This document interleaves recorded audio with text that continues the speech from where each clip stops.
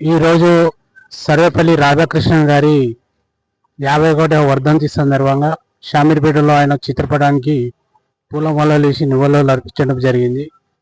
ఆయన 2 పర్యాయాలు ఉపరాష్ట్రపతిగా మరి ఒక దఫా రాష్ట్రపతిగా ఉన్నారు.